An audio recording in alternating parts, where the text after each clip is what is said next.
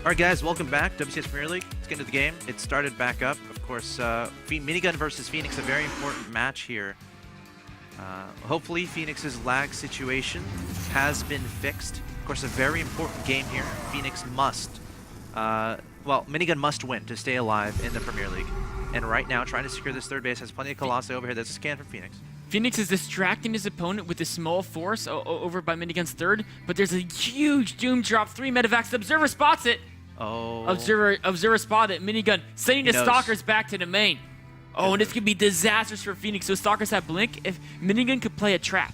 If he doesn't put the Stalkers on the edge, if he keeps them back from the edge, then Blinks on the medevacs when they go in. It'll be a perfect trap situation. Only sending a few back, realizing he should stick some back here. He's got feedbacks too. He's got two Templar combined. Vikings. Oh man.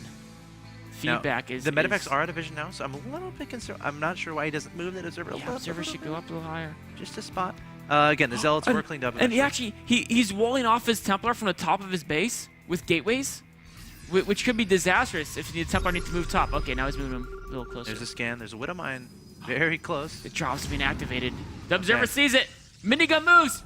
He's gonna move forward. The feedbacks. Oh! 2 feedbacks on the medevacs, using the Blink Stalker to take down the other medevac. And that does absolutely nothing.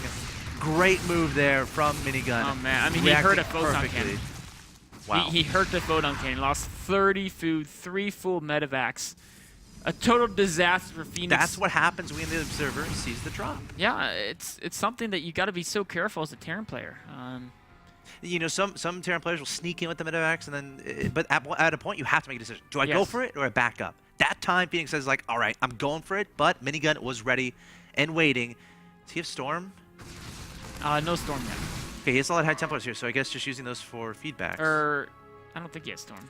I could have been mistaken. He doesn't have Storm. I look it up. Yeah, I don't think he did. Just using him for feedbacks. Yeah, there's Archons. I think he just realized he hasn't started yet.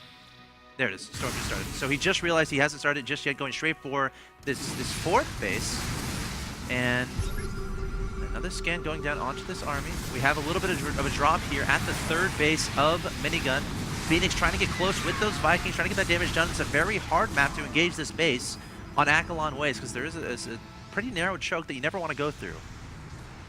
Yeah, a great little defense for Phoenix. He knows he's behind, but if he can hold this off, Minigun wants to use his advantage to deny his opponent's base. When you're ahead, you want to take a base or deny your opponent's base, but the positioning of Phoenix is such that Minigun doesn't want to risk a frontal assault. So perhaps going for a 4th base would be he is going for a 4th base, Marine. Being a little bit annoying there at the 4th base. 2 probes versus Marine, who wins? They both win? Maybe. I mean, the probe gets the Nexus now. But the Marine gets 2 kills, so I don't know. Phoenix rocking himself in, destroying those destructible debris. So 3-3 is a little bit ahead here for Minigun. It's definitely going to finish before 3-3 of Phoenix, so he might be able to recognize that too. He's got to deny the 4th of Phoenix, so Phoenix actually going up to 4 bases now. Yeah, he never noticed that. He never went over that. You can't. If you're ahead and you let your opponent get a 4th base, now it's even. Just send one the game's going to even out. As long as Phoenix doesn't move out and fight before he maxes, the game's even. But he's got SCVs in this army. Yeah, I don't think Phoenix is in. He shouldn't be moving out here. Minigun's max, man. This is not a good time for Phoenix to engage. All right, Storm is now done. Oh, one Immortal. Wrong place, wrong time. Is Phoenix really gonna do this? He's gonna get slaughtered. I think. Okay. I feel like he is. If Minigun has so much more than look at Army Minigun. There's so many Zealots, so many Archons, Colossi, High Templar. I mean, there's like 3 ghosts, and Phoenix has a decent concave. Got a lot of Vikings in the air, so if he can target fire the Colossus. But here we go, Minigun coming down. He knows how important this is, trying to nail this engagement. Storm's going down onto the Bio Army. Ridiculous splash damage here from the Protoss player, and Phoenix is going to get cleaned up. Supply advantage 186 to 89. Minigun losing essentially nothing, and there's the GG from Phoenix. Minigun tying up the series at 1-1. You thought he was down, but he's not out. Coming back in fierce fashion. Game 2. Yes. Yeah, great game by Minigun there. Really was that denying the drop was so huge here. When you got those double feedbacks off. That was. I'm gonna write that down in case we do like a top play or something. Throwing 30 food away is just not good.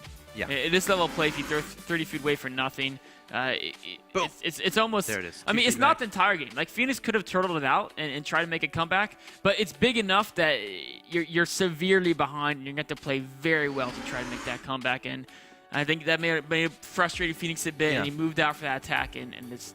And you also have to consider the situation that Minigun is in, where he's trying to deal with pressure toward his third base.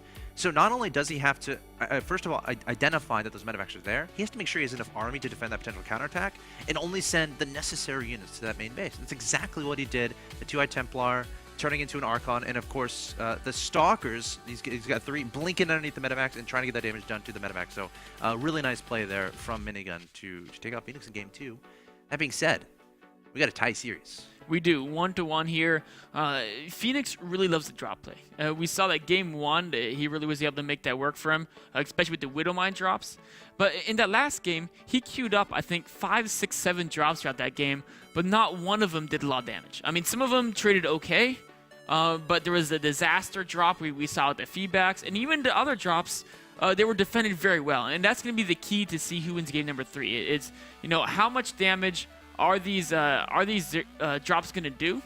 And can Minigun defend them well? If he can, I think Minigun's going to be the favorite going into game number 3. Yeah, I mean, that's a great point. Fenix was able to get that damage done in game number 1 with those drops. That Widowmine was unscouted. Minigun thought he got it a second time, thought he got it a third time, but then it ended up getting like 10 probe kills in the early stages of the game, which is very important.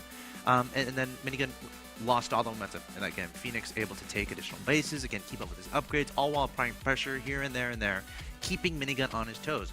In game 2, we, again, as you said, we saw the opposite. Minigun doing a great job dealing with that harassment, and then he's able to tie up the series 1-1. So the obvious question, will game 3 be based upon that type of momentum swings, and how are these players going to adjust? Of course, let's take a look at the updates of the group so you guys know what's going on if you're just now joining us. If you're waking up early in the morning in Europe, about to go to work, and you're like, you know what, I'm going to watch some WCS America. Well, welcome. Hope you'll enjoy your stay, of course. To recap, Nest-T taking out Minigun in commanding fashion, 2-0.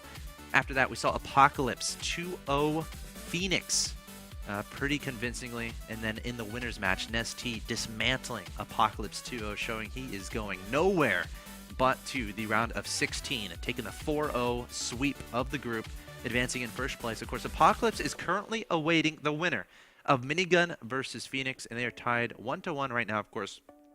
Next up, we're going to have game 3 coming your way. But are you confident in Minigun still? Are you with Fenix? Who do you got in game 3? I think I got Minigun. I think Minigun's identified Fenix's playstyle, and as long as his drop defense is good, he's going to come out ahead. We saw in the late game, his composition and control of it was spot on. And if he can get to that late game, he's going to be in great shape. All right, guys, we'll see what happens. Currently, the series is tied 1-1. The winner will advance on to the next round to play Apocalypse for a chance to be second in the group and advance to the round of 16 live event. Guys, stay tuned. We'll be back with game 3 after a short break.